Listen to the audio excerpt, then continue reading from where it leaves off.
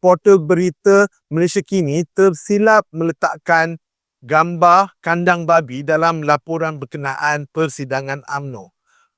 Portal berita tersebut telah meminta maaf secara bertulis berhubung kekhilafan mereka. Akmal enggan menerima kenyataan rasmi Malaysia Kini. Malah, pengurusan Malaysia Kini ingin melawat dan berbincang dengan pucuk pimpinan UMNO di World Trade Center hari ini. Tetapi bagi Akmal, ini tidak cukup. Dia memberitahu yang portal berita tersebut ada 24 jam untuk hadir ke Dewan Himpunan UMNO, berdiri di atas pentas dan meminta maaf secara terbuka. Kata Akmal, nak berlembut, kita boleh berlembut. Kamu cakap baik-baik, kami boleh respon baik.